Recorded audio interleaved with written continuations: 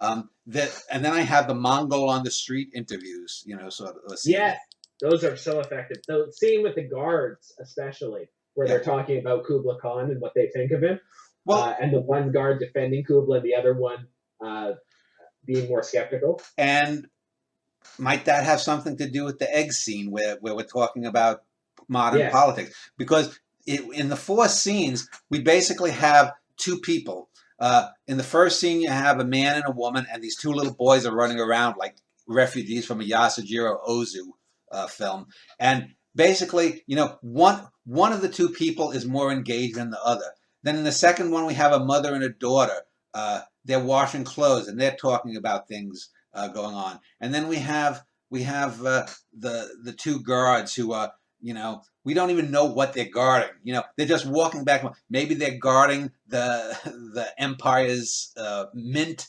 Maybe they're guarding the Great Wall of China. And then the final one, I believe, is the one where we have the two yak milkers, and we have the one woman who's like, "I am just a yak milker, and I'm Olsen, and I milked enough yak to fill Lake Baikal or something, and she's just content to be a yak milker. She doesn't give a shit about."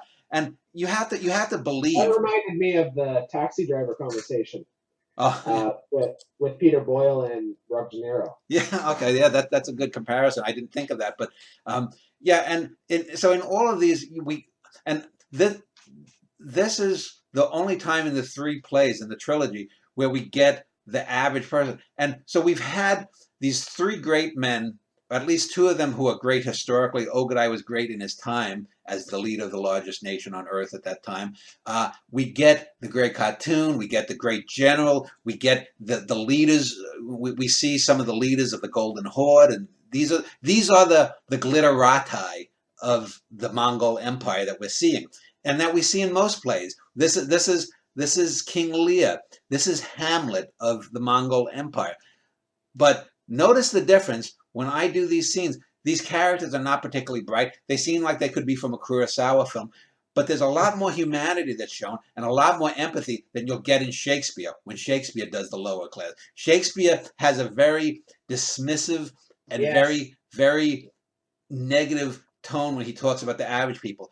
The eight adults, there are two children and eight adults that are shown in these scenes, and they're not the best, they're not the brightest, but they're not objects of ridicule. They're just like trying to get along. They're just trying to wash their clothes, milk their yaks, make their basket, cook their food, do their routine guard job. These guards are doing their job just like Danny's packing out his eggs. Not much has changed in a way. Maybe one of them, or maybe one of those little boys that's running around, or maybe the descendants of one of those little boys might become a great leader or a great scientist or make a great discovery. Or be like Danny Wagner, great in a different way than the Khans are. But that brings it all around.